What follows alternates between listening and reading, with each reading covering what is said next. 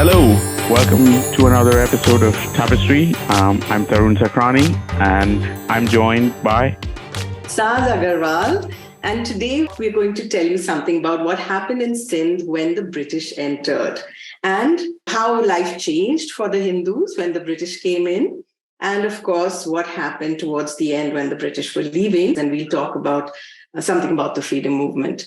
But if you look at the British coming into Sindh, it actually happened in 1843, and they came in gross violation of treaties they had signed with the Mirs, the Talpur Mirs, the rulers of Sindh at that time. And they had signed these treaties of eternal friendship. I mean, you have to read them. It's quite exaggerated in terms of how much their friendship was going to last forever. But, you know, when the time came and it suited them, they came in with their guns, and the poor old Mirs, they had nothing but their fancy manners and, you know, their ways of living. They just didn't have a chance. So then the British came in, they took over, they didn't kill the Mirs, but they kind of dispatched them. Some of them were sent in chains to Calcutta. I think I've read that, they were separated from their families. So it was a terrible thing they did. But they came in and they started ruling. One of the things that happened is that, of course, a lot of the Hindus were traders, as we know. And it wasn't that easy, because what happens when you have new rulers? First of all, the old rulers are your best customers, right? They're the biggest customers, and they're all out. And then what happens is the new guys bring in their own suppliers. They bring in their own, Correct. products, and they even introduced the company rupee. So if you were dealing in, you have this banking thing, which we talked about in the last episode with Professor Claude Markowitz. Yep. You didn't have any, so you had to start all over again. So this was one of the things that happened with the British occupation, that the British citizenship gave the Hindus who wanted to travel and trade, it gave them this huge opportunity. And what I've done is I've pulled up this little story, which I read long ago in Berumal translation, which I'm going to quickly read to you so you'll get a sense of what was happening there. And I called it the case of Mukhi Nichaldas. When Mukhi Tejumal died, his eldest son Nichaldas was just 15. He went to work in his cousin Mukhi Sukram Das's office.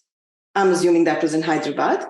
And then he went to Sindh work in Colombo with Mukhi Pritam Das.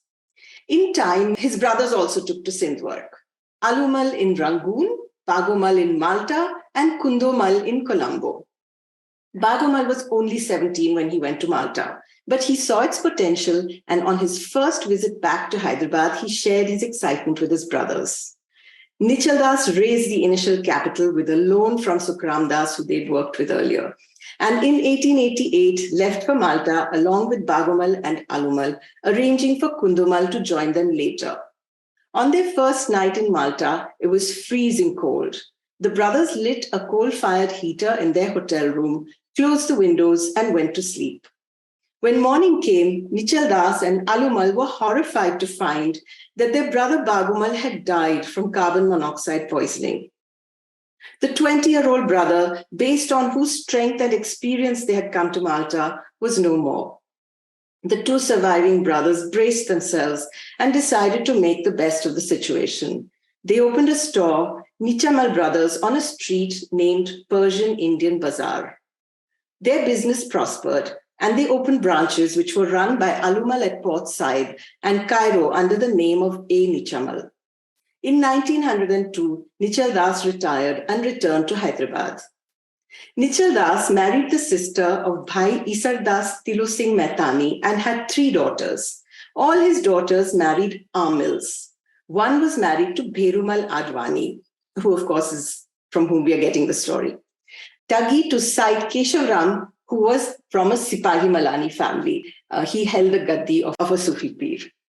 Wow, okay. Yeah, so I wanted to just take you a little bit into the lives that they led then, the spotting of the opportunity, not really knowing where they were going, what they were doing, experiencing this kind of, tragedy, And then that typical thing which we know Sindhis do, that you say, fine, it's what can we do? You're mourning, you're grieving, but you're still carrying on.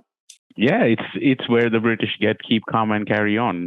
That's where they've learned it, I think. But what is also amazing is to see the places you named. So you've got Rangoon in the east, you've got Colombo down south, you've got Malta all the way out in Europe. So it's spread the entire network. And then you obviously mentioned Aden and Cairo. So it covered a lot of the globe. And the ages 17, 18, 20.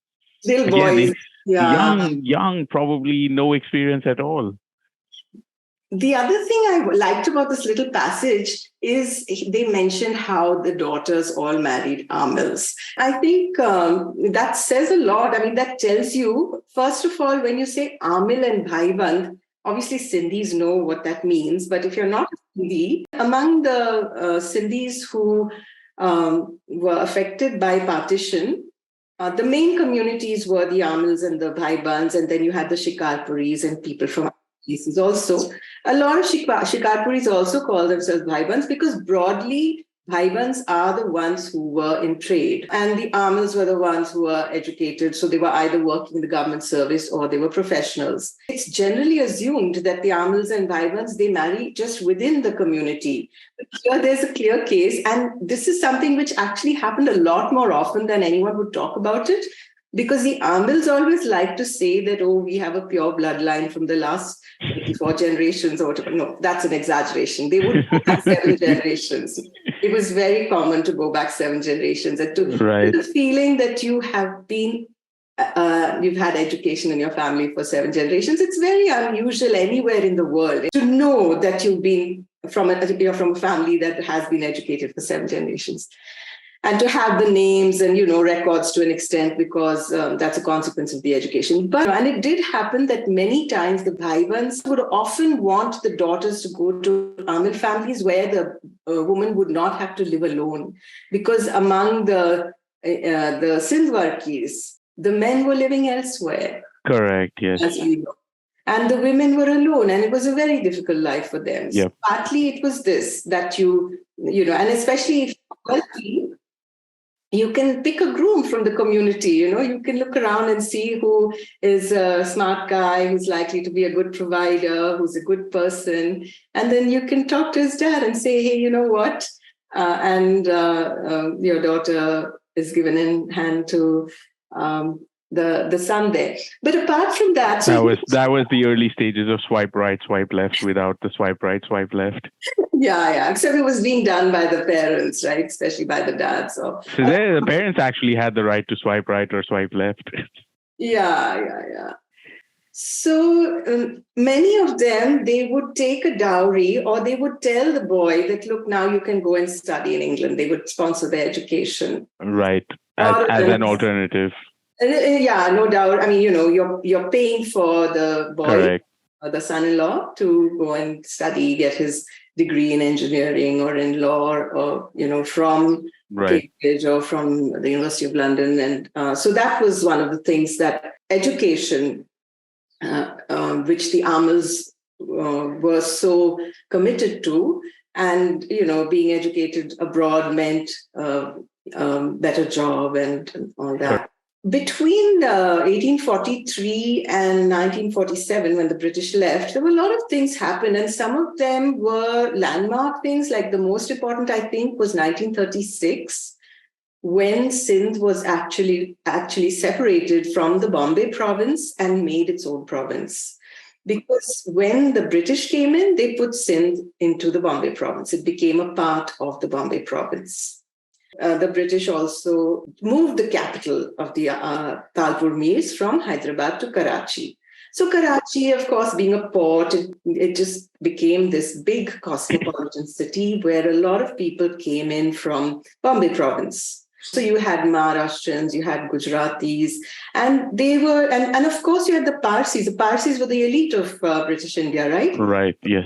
So with the Amils, you see a lot of family photos in which the women are wearing saris in the Parsi style. Oh, really? Okay, wow. That was the influence of the Parsis. In Sindh, of course, as we know, the traditional dress for women was actually more formal dress, was like a skirt and a blouse and a ravu, the dupatta.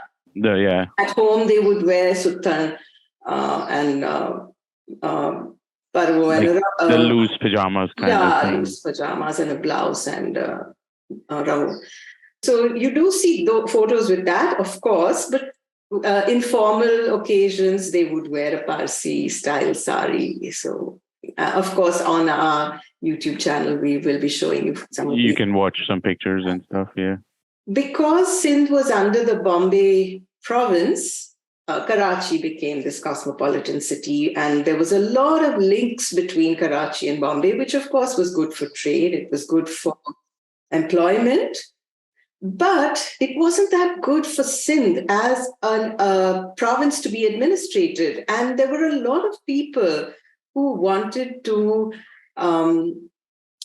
more attention to Sindh itself. And they felt that Sindh should be administered separately because it was so different. It was so different culturally, geographically. It was different from the rest of the province. So there was a movement to separate it. And it was done in 1936. It became the province of Sindh. When the movement for partition became big, that separation made it easier. Right. But it wasn't done for communal reasons. It was done because it was necessary. I've seen this with some of the elderly people I've interviewed. They feel so bitter about that separation because it was actually, in a way, the first step towards partition. The next really important thing that happened, the period that was important everywhere in the world, of course, was the Second World War. And that also affected Sindh in different ways. The saddest way is that the families were separated. There were families who lived in other countries. There were men who lived in other countries. And the sea routes closed. Civilians. Everything was shut. Yeah. I've met people who, for some reason, hadn't seen the men folk for 7 years, because 2-3 years, the guy is on his trip. Just when he's ready to come home, the routes close. Everything closed. And I think it was difficult to get mail or messages across. Yeah, right? impossible. And communication anyway was nothing like what we know today, which is so instant and so easy.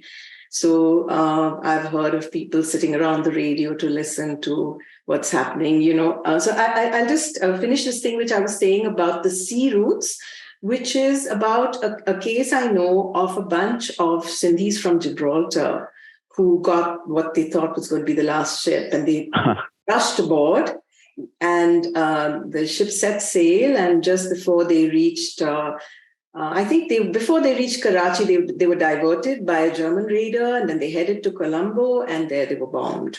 And then they were rescued. So it's a very long story. We will talk about this properly because it's a huge story. So unfortunately, the person who told me this story, Monica Mehtani Bhojwani, is no longer alive. She would have been so nice if she could have. Yeah, she passed away 3 years ago. And she was just wonderful. And she actually wasn't even there. It was her parents who were there. And on that ship. On that ship. Her parents were on that ship.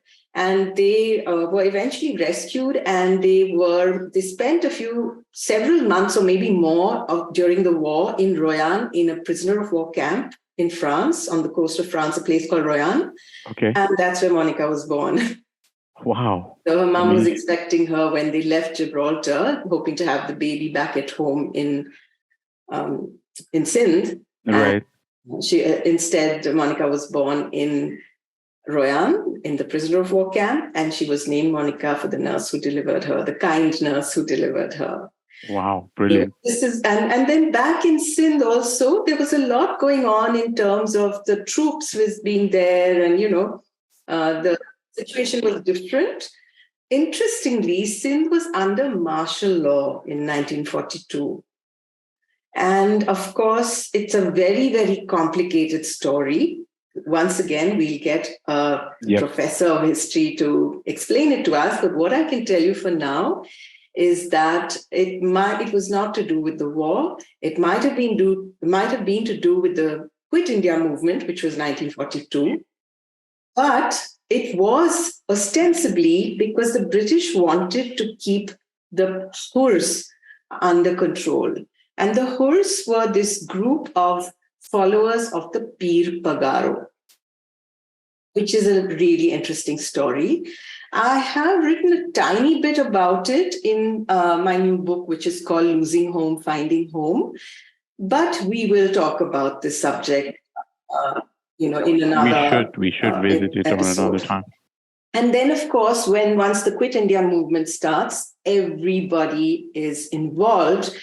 Dr. Subash Bijlani is going to tell us something about his family's participation. But before that, I want to tell you about somebody who I think he's a little better known than he was before.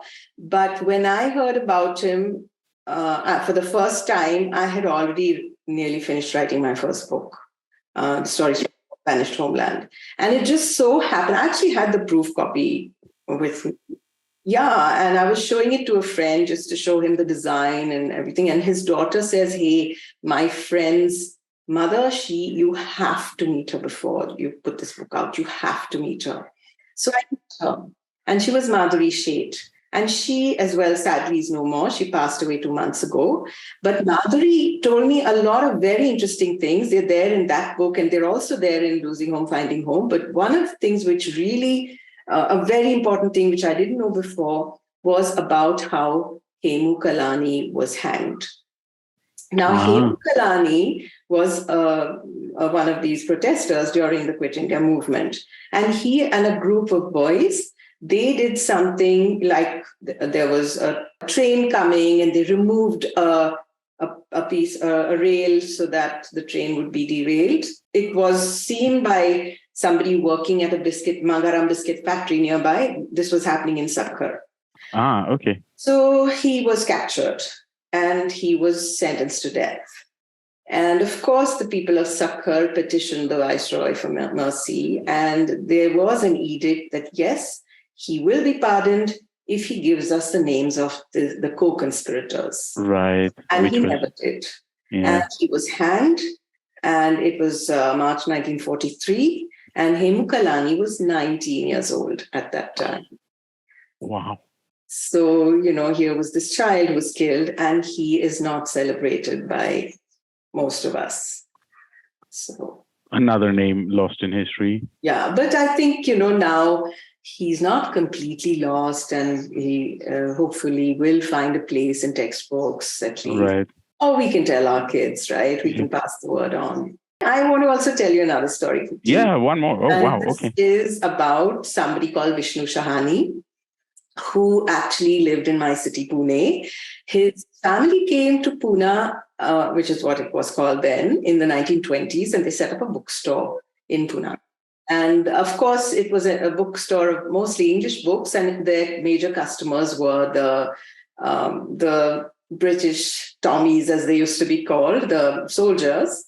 Because Pune is and was even then the Southern Command of the Indian Army. So it was a very big station. It was a very important station for the British for the simple reason that the Marathas gave them the most trouble. So it actually has, I think, like our Asterix village, it has 5 British cantonments in Pune and around.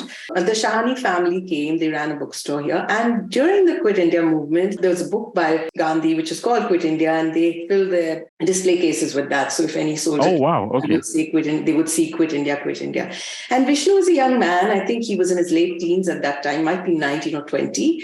And he wrote an appeal to the British troops. And that was just this heartfelt appeal that, we want our own country. And that was seen as sedition.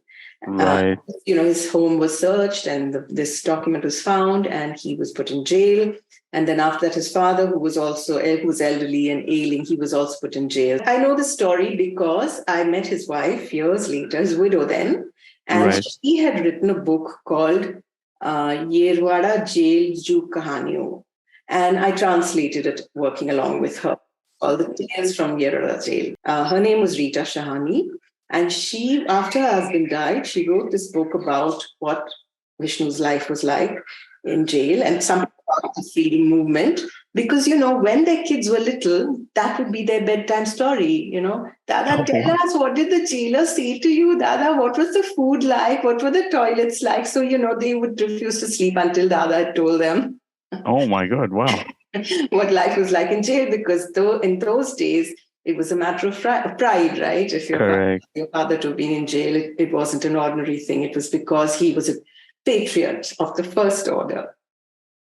So what I wanted to tell you is that the Inspector General of Prisons at the time, he was an Advani. Oh, right. Okay. Another Sindhi. I came across this really funny thing, which, everything that Gandhi has written has been documented, right? Right. Everything. So here's this quick thing. During the 1932 fast, Bapu was visited one day by Ba being his wife, of course. He feared that she would reprimand him for having embarked on the fast. So to disarm her just as she arrived, he caught hold of her by the hand and drew her to his side. At this, Ba exclaimed, "What is this nonsense?" Bapu then asked Ba, "Are you not prepared to die with me?" Ba answered, "Why should I? But you had first better give up your fast before you talk of anything else to me. May God prevail upon you to do this." Whereupon Bapu laughed and said, "Look at your hollowed out cheeks. It appears our superintendent Bhandari looks after me better than your superintendent Advani did after you." Then, looking in the direction of Sri Bhandari, Ba smiled and jokingly remarked, "No, the Sindhis are any day better than the Punjabis." Sri Bhandari joined in the joke, though he told Ba that she was doing him great injustice. In this way, the whole atmosphere became lighter. So it's this sweet thing about Ba and Bapu and the flirtation and, the whole thing. But I thought it was interesting because it tells us about Advani, who was actually in charge when old Vishnu Shani was in jail. Right. Okay. So I like this because, it tells you about people on both sides and how the whole thing is. So let's call Dr. Subash Bijlani in. Yes, I'm really excited because it carries on into our stories of the freedom movement. And I believe he has a lot to tell us in terms of his family and, how their experiences were. And we'll at least I'm sure I will learn something new that I didn't know about Sindhi freedom fighters. I think that's the thing with Subash. I always learn something when I speak to him because he's an erudite person. And I should also say, in the interest of full disclosure, that we are related. I should also say that I had never seen him until I published my first book, Stories from a Vanished Homeland, which I told you, I had decided when my mom remembered the date on ship came in, I said, I'm going to have a big bash, or at least a tiny little bash for her, all our folks. And Subash, he was in Delhi at the time, luckily not in the US, and he made the effort to come. He flew down and joined us, and that was the first time I met him. And I think he's an amazing guy.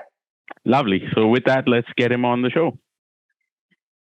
Welcome, Subash. I'm just going to tell you all a little about him. Dr. Subash Bijlani is currently Professor and Program Director of the Graduate Business Administration, University of Maryland Global Campus, UMGC. Before this, Subash was the CEO and Managing Director of Molins of India Limited, MOI India. He has served on the boards of governors of a number of companies and educational institutions. Dr. Bijlani's consulting engagements have included United Nations Conference on Trade and Development, UNCTAD, Government of Nepal on behalf of World Intellectual Property Organization, WIPO, United Nations Industrial Development Organization, the Council of Scientific and Industrial Research, Government of India, and other leading organizations in India. He received the Shiromani Award for Extraordinary Excellence by Mother Teresa. Welcome, Subash. When I was reading out what I just read out, I felt that you have this amazing stride between industry and academia. So I thought we should try, tell our listeners how that happened. And also, you mentioned Molins India. There must be other companies as well. And you started off as an engineer? That is right. My basic training is in engineering. I graduated in UK, actually, at the University of Manchester in mechanical engineering. But like all professions, you grow out of your profession and do something that you never thought you will be doing. So, like all good engineers, I like to think I drifted into management. And then later in life, I drifted into I don't know what I was doing. So, yeah, that's a journey. You grow out of it. It's like, caterpillars becoming butterflies. So you change. And I kind of drifted into academics much later in life. I was always fascinated by scholarship. So, yeah, I drifted, accident of circumstances. And I actually did my PhD in the US at a ripe young age of 67. Oh, Wow, very nice. That's so inspiring. Thank you, Subash. So, it's I call myself accidental professor. But yeah, my roots were in practice and in work in operations. And I find it very exciting to be able to bridge the divide. So we are here to basically talk about the roots. And Tarun and I have been talking about the British occupation of Sindh and how the British left and what happened before that, the freedom movement. I know you have a lot to tell, and you've contributed partly to the book that we all worked on together, Sindhi Tapestry. Mm-hmm. So you have some stories from your family in that. And also in the book I've just come out with, Losing Home, where there's quite a lot about your family and participation in the freedom movement. So I was thinking that for now, let's start with you just give us an idea about what was life like for your family, because it was British rule. And, obviously it couldn't have been that easy getting your sustenance from the British and also wanting them out. So, that must have been a bit of a struggle. Yes, that's a great question. The thing is that I will preface my comments with two observations. First of all, British occupation in Sindh was no different than British occupation anywhere else. So that particular dichotomy that you talk about, where you actually seek sustenance from the British and at the same time you want them out, that's a thread that ran throughout India, and it was nothing very specific to Sindh. Now, that said, the other remark, I think we should all remember, when we talk about those times and we talk about how it must have been under the British rule, none of us have direct memories of it. Right. We are not eyewitnesses to that experience. So we carry those memories from what is told to us. Or what we've read. Therefore, we see that through the lens of whatever memories were passed on to us. Certain things we do know for certain as to the people who participated and what their motivation was. Now, directly to your question, remember that many of the Sindhis, my father included, my grandfather included, they were into what you will today call administration. Those were the only jobs. Either they were in administration or they were predominantly in trade and commerce. And in both the cases, you depended on the rules, regulations, and circumstances that guided you. So there was no motivation and no desire to really depart from that or fight that system. So you went along. In the case of my father, particularly, and my grandfather, and his uncle, they were in judiciary. So being in judiciary, you had other responsibilities. And therefore, there was no direct involvement in the freedom struggle as such, indirectly. However, there were others, and they were part of the family. And that is on my Nana's side. My maternal grandparents are Motwanis, also from Larkana, as are Bijlanis.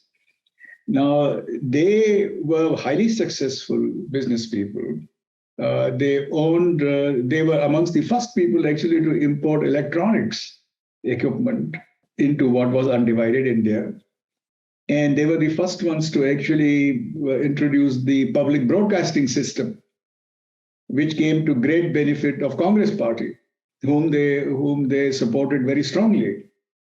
So if you see any of the old pictures of Mahatma Gandhi or Nehru or Subhash Chandra Bose, anyone, you will see the microphone as a thing called Chicago. And Chicago was Motwanis. They were more active. The entire family was active in freedom movement for what the support that they were giving to Mahatma Gandhi and Congress Party. And that actually speaks to the freedom struggle inside our family. My own Nana Ram Motwani, his brother Bhojraj Motwani were very active. Bhojraj was even more active. And he, unlike my Nana, who was scared of going to jail, Bhojraj actually went to jail. As did Nanak. Nanak Motwani was, of course, the cousin of my Nana. And Nanak Motwani's story is legendary because Nanak and his elder brother Visharam, who set up this Gyan Ghar on Khar on 14th Road, were very prominent business people there. And they actually set up an underground broadcasting radio station for Congress, which the British wanted to get at. And with great difficulty and some considerable period of time, they traced it and found where it was. And they also found who was running it. And that was Nanak Motwani and his family. So he was dutifully arrested. And then we heard all kinds of stories that he was put on ice slabs to confess. And he never confessed. And those were the kinds of stories that we heard. And I think part of that wore off on my mother as well. So my mother tells me these stories, and this blows me away because now I've had children. My daughter's also gone through that phase of being a teenager. I cannot for life of me imagine a girl at that age to actually give up clothes, wear white khadi, and march on the streets. It was just a different world, wasn't it? Yeah, I think, but there are lots of lessons for us to learn. How do people at that young age get fired up with a cause for which they do all kinds of things? Somebody I interviewed, actually it was Shamlu Dudeja, who told me how that, when she was in Balkan Jibari, they would sing, "Hum Sindhi hai, hum Hindi hai, Watan hai Hindustan hamara." Which of course means we are Sindhis, we are Indians, our homeland is Hindustan. So, they were actually chanting and singing that. They were being inspired by that feeling of patriotism, even when they were so little. So right. The question I had for you was about Balkan Jibari. So Balkan Jibari is actually the Sindhi kindergarten, if I'm not mistaken. It's kind of, and it kind of instills the values, as you just said, singing these songs of national, instills the values. And of course, is dedicated to education of the very young. Right. So starting young, they started young, and that's how they had children out on the streets. Yeah. Dr. Bijlani, it's really a telling story you have, and it says a lot about like history and involvement and stuff like that. Saz and I have, kicked off these episodes talking about Sindhis and, obviously our origins and then movement out of Sindh into current India and other parts of the world. One theme we touched on in some of our discussions was the fact that Sindhis never, or at least the older generation of Sindhis never really went back to relive a lot of, these stories and tell it. At least for instance, in my family, till I didn't push my grandparents to tell me a lot of this, it never came up, which was already way into their late 80s. And by then memories were fading and, it was difficult. What prompted you to get these stories out and how did they come out is something I'm, very intrigued about. And I think it says a lot for a lot of our listeners how, you were able to collect this and are able to tell it today. That's a great comment and observation, Tarun, because I've often wondered how little was shared with us. How little was shared with us. And I've often wondered, I think many of us have wondered, I think there are two reasons to this, or two prominent reasons for this. One is when your memory is laced with bitterness, you try not to recall it. That's basic. And a lot of memories, if not of violence, we were fortunate because we did not face that kind of violence that some families faced. This is true, We yes. were in a position in the judiciary, and I think our exit from what then became Pakistan was different. And first of all, it was not in August when the upheaval was going on, when the Right. division took place. In fact, like many that we know, stayed on. Those who did not stay on came thinking they are going to go back. And those who stayed back thought that those who have gone will come back. Right. So, and my father and many of his relatives were one of those who stayed back.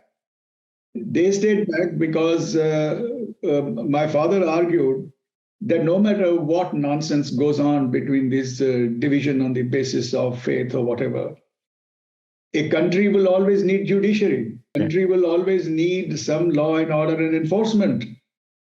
And you're not going to overnight have no judges. And he said, this is where we belong. And so he chose not to leave. It was much later, after August of 1947, I think it was end of 1947 and early 1948, and I think particularly after the assassination of Mahatma Gandhi in January, that I think more violence broke out.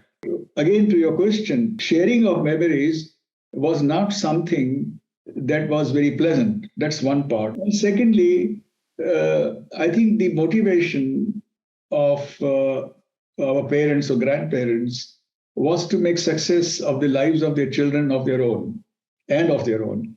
So they wanted to spend more time in digging roots and identifying themselves with the new environment than to hark back and have this divided personality. And I spend time in the US as much as I do, and I have family in the UK, and I can see a parallel going on right now. That kind of conflict of divided identity is playing out with the diaspora. The difference is that there is not the trauma of departure from their homeland. So connecting to the homeland, returning to the homeland, connecting with their parents or grandparents is no big shake. But that is what was missing in the generation before us. Now, how do I know so much as I do, particularly about the freedom movement? Again, I go back to my original comment that when your memories are laced with bitterness, you recall them with hesitation or do not recall them at all. But the stories of freedom movement were the memories of victory. That's very different. Those were the memories of success. We did what we did, we achieved what we achieved. So there was more articulation. So whenever I went to Bombay, and I met Nanak Motwani and I met Visharam when I was a young boy, and they would never spare a moment to tell me how it was. So I think we need to be sensitive to those circumstances. So for your mom, they were happy memories. The freedom movement was a happy memory. And my mom was a rebel. I don't think I have the same guts to be as, I really honestly don't think. And when I look at her time, I mean, it's easy for me to do and say what I do and say, but I think in those times, it was not as easy. And she was a rebel. And she would sit with me, and she was very disillusioned with the way politicians were behaving in India post-independence. Her famous remarks to me were that the Quit India movement should now apply to these politicians. But she was a great admirer of Mahatma Gandhi. And of course, as you well know, very great admirer of Subash Chandra Bose. I want to just touch on one other topic before we go into the story. It's around the freedom movement and the involvement of Sindhis. I'm not saying every Sindhi was probably directly or indirectly involved, but Right. there are some famous people who have made contributions over time to the freedom movement.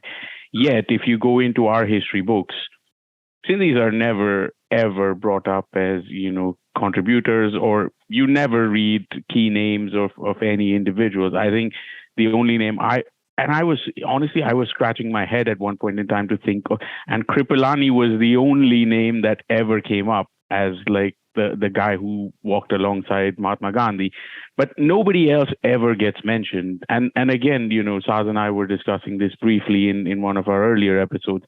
Like, was it a case of just keeping a low profile? Did they just get forgotten? Was it a case of, oh, you're not originally from India, so we can't, put you in here? But we're hearing stories. It's not like, there was no contribution. So why do you think that happened? There would be different interpretations. My take would be as follows, and my take will be in two parts. And one is Sindhis, Sindh, was at the same time a part of India and not a part of India. Post-independence, certainly part of India, not part of India. If you see what I mean. There is no identity of a Sindhi in India. Correct.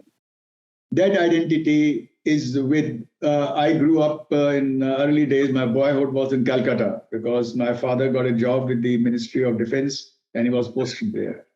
So what is my identity? What my brothers speak Bengali more fluently than they speak any other language.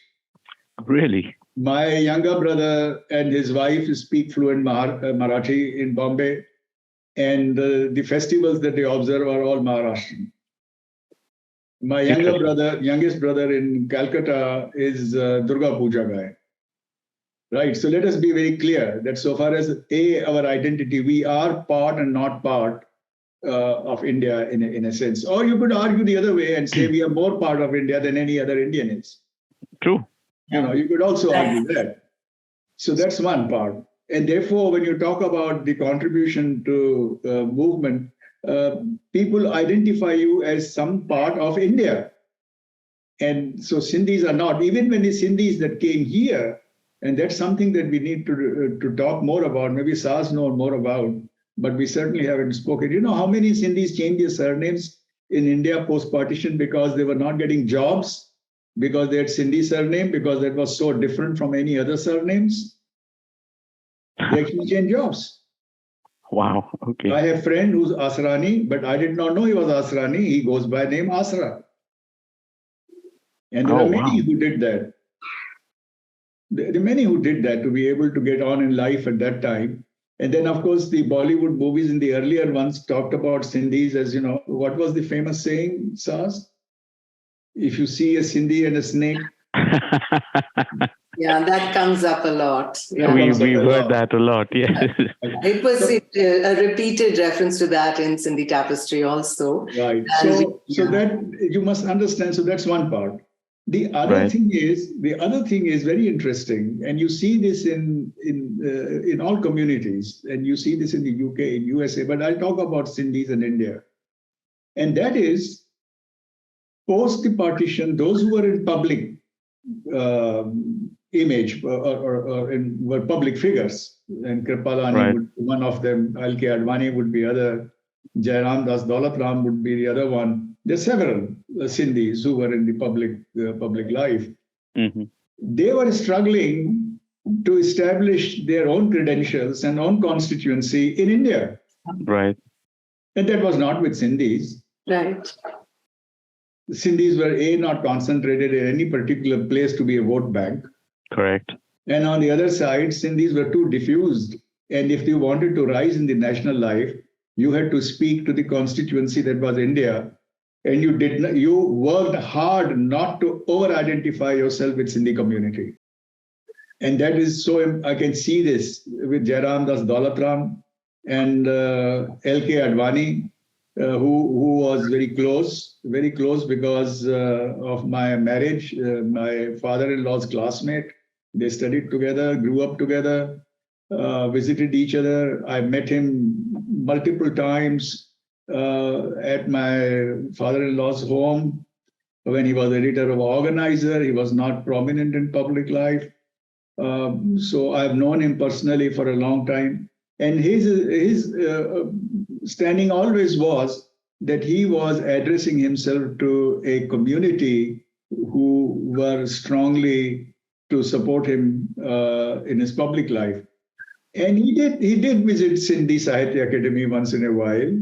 He did speak in Sindhi on platforms once in a time, but he did not advocate or encourage Sindhis the way you will find a Bengali or Tamilian doing it. Correct. That was not the case. So I think both these factors worked together. Why we do not hear a lot about Sindhi's contribution to freedom movement. One was the fragmentation, low profile, as you call it. Mm-hmm. The other one was the work that the Sindhi leaders themselves, the position they put them in, they did not want it to be over-identified as Sindhis. They wanted to be identified as Indian. But again, I see this question of identity, I see this being played out in other countries. I see this in the United States. Where I draw parallels, where you have immigrants who are now third, fourth generation, and they're Italians, they're Greeks, they're from Europe, they're from other places, and of course the African Americans. For a long, long time, neither the white Americans nor the African Americans would want to talk about their background, their legacy, and where they came from. It is only now when they've gone into public life and there has been little bit of affirmative action and assertiveness, that they are comfortable to where they belong, that we are now talking openly about where they came, how they came, connections with Africa, the countries. And many years ago, I think it was over 20, 30 years ago, that the first novel came out called The Roots, which spoke about the African American origins and how they were bought and sold on the ships, on the slave trade to UK and US. And you talk openly about it now.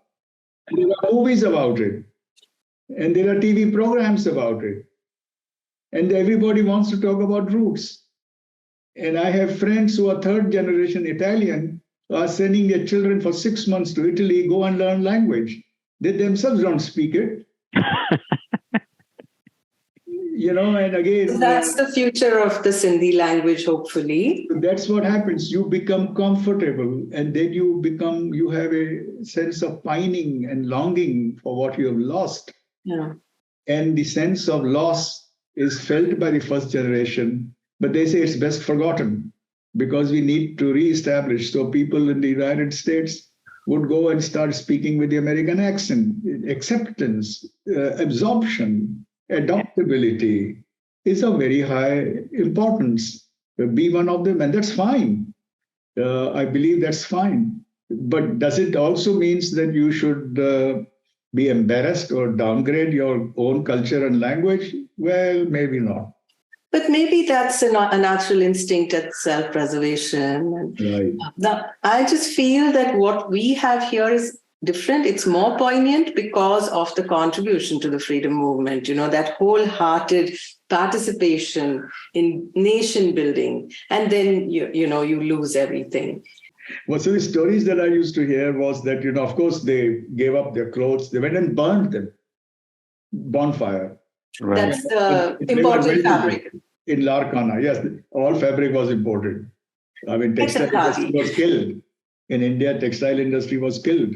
It only came up much later. All the silk that was in Bengal, I mean, those are stories. Muslin cloth that was made in, they say you can fold it multiple times and pass it through some small ring or something. But so all textiles were imported. So all clothes were imported. So they went and burned them, bonfire, and of course wore the white khadi saris and blouses.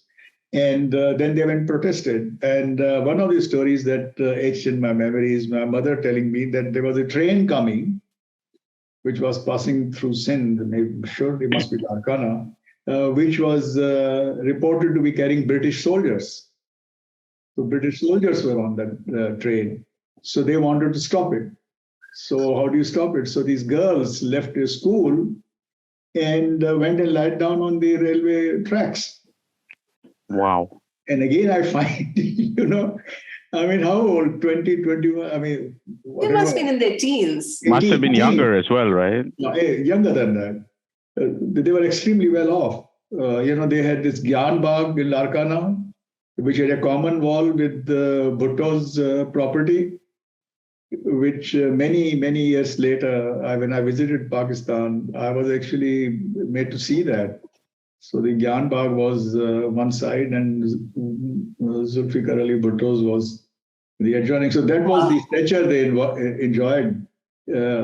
So to think was that their school, or was that where they lived? No, this is where the Motwani family lived. Right? Okay. But whatever school they went to, which I do not know, and either encouraged by the schoolmaster or by their own families, they went and marched in their khadi saris or whatever clothes and lied down on railway tracks. The other story I wanted you to tell us is about how Subhash Chandra Bose visited the family home and what happened. So the story is that Subhash Chandra Bose came for breakfast to my Nana's house. There was a Congress party meeting in some year. And it must be, I think, in late 30s, mid 30s, I do not know. It must be mid 30s or something. So, the women were not allowed to go where the men were kind of sitting. So my mother says that I peeped through the door and looked at Subhash Chandra Bose. And she says, one thing that the family kept talking about, that he was eating fish and drinking milk at the same time. Because that's not what is done commonly in families. Sindhis don't do that. No, Sindhis don't do that. So Sindhis don't do that. So she said, he was eating machi pyo khaye and kheer pyo piye, So that was one. But obviously, she was, as a young girl, I think she must have been all of 18 years of age or 17. She was blown away by this guy's charisma and charm and physical appearance. And she would describe it, how nice his forehead and cheeks were, and how, all kinds of things that the women will talk about. And so she said that I decided there and then, and if ever I have a child, I will name him after Subhash Chandra Bose. So I was named Subash. So I asked her, how did you know there will be a boy? And what if it was a girl? He said, I already decided. If it was a girl, I'll call her Subhashini. So that is how enamored women become of these young men. So she always thought of Subhash Chandra Bose. She always thought he was the one who should have been the leader of this thing. And from what she was telling me, I think he might have ended up having more women followers. So, Subhash, what was your father's name? Khan Chand. I wanted to ask you about Khan Chand, because Khan is actually a Muslim name. So how does Khan Chand become? But that was very common. I think those names, Khan Chands, were very common because that also speaks to the kind of blending that there was even in our faith, because having names which were compound names of Hindu and Muslims, it was not uncommon at all. Khan Chand is not an uncommon Sindhi name. So tell us about how your family left Sindh in the end, because I remember some really fabulous stories there as well. Yeah, as I said, we did not leave at the end of August in August 47 for the reasons that I explained, that there was a belief that this is not a permanent division. And if it is a permanent division, it is not a permanent division of people, and particularly in Sindh. And remember, because Sindh was not divided, unlike Punjab and Bengal, because it was not divided, there was a feeling that Sindhis would belong to Sindh and they will come back. I believe if it was divided along the lines Punjab or Bengal was, then that feeling may not have been so strong, that there was something to go to, but there was nowhere to go to. Yeah, I think after Gandhi, or just leading to Gandhi's assassination, but sometimes in January 1948, I think that's when they must have left. So one point is that they did not leave out of compulsion, and they did not leave out of their own volition. They would have liked and wanted to stay on. But circumstances were not going to permit them to do that. And that was very clear. Going back to the original question that you were asking about freedom movement, and I said that, people who were in judiciary or trade or commerce really wanted to balance these two things all the time. The memory that I have of I think must have been the day after independence, the judge's house, which was on a hilltop, and the court in Sakhar, near Rohri. The court was on a higher hill, and the judge's house was on a lower hill. So they call it Vadi Takri and Nandi Takri. On that hill where the house was, a flag of India flew on the top of judge's house. And keep in mind that a lot of violence had taken place in Punjab, where Sikhs who are visibly different, there was a massacre going on. And our domestic help was a Sindhi Sikh. Now, not many people know that Sikhism was very prevalent and very strong in Sindh. And this family of Sardars or Sikhs came from a village which was predominantly Sikh village in Sindh. Our domestic help's name was Sardar Jaman Singh. He and his family, his two small brothers and young wife, they were with us.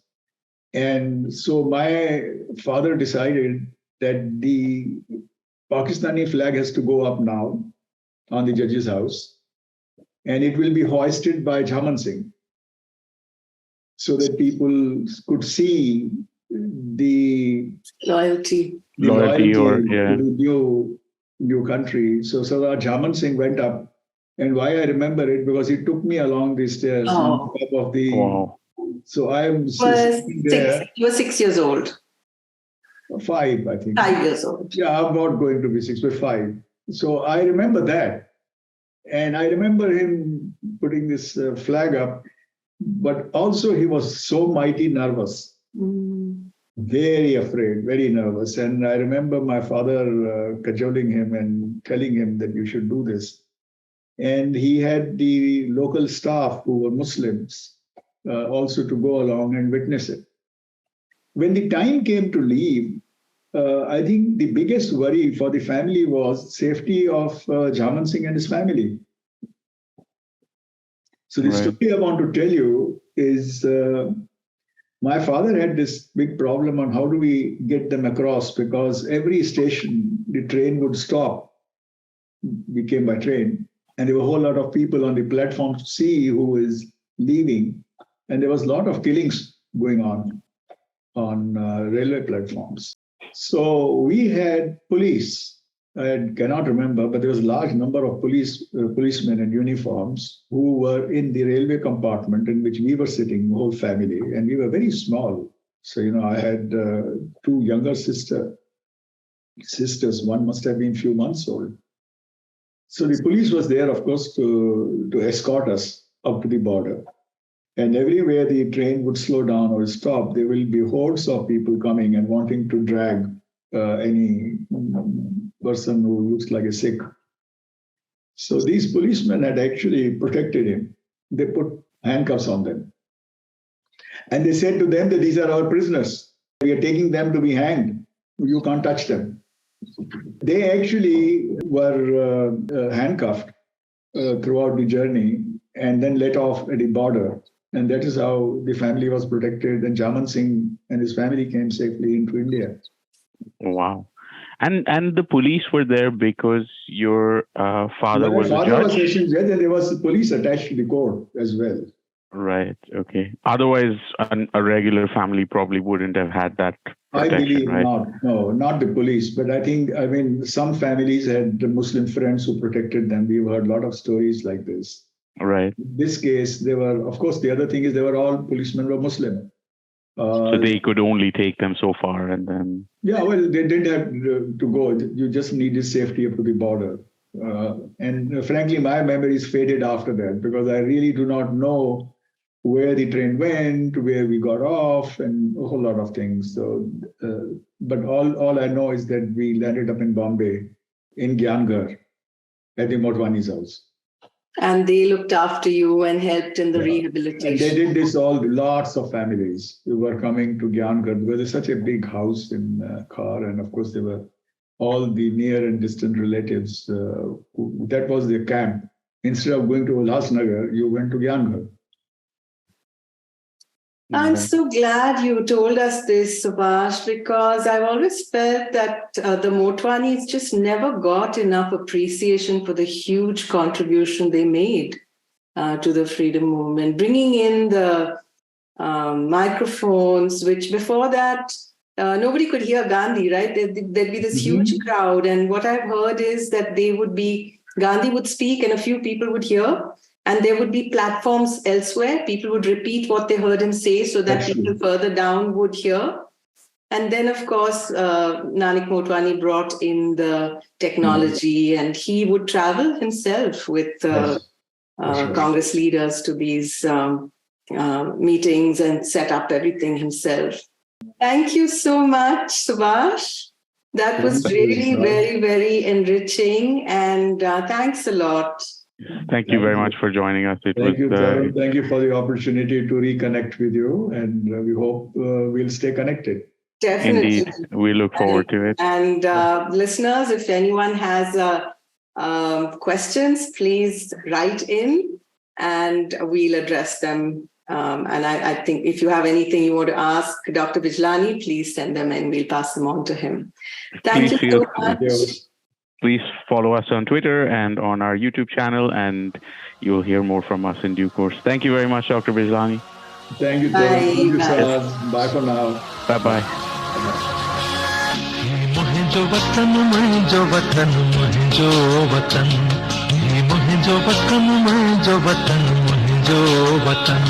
मिसरी अखा में ठेरो माखी अखा में ठेरो कुर्बान ते वतन तकरा कहीं जो तन बदन मुझे वतन मुझे वतन मुझे वतन मुझे वतन मुझे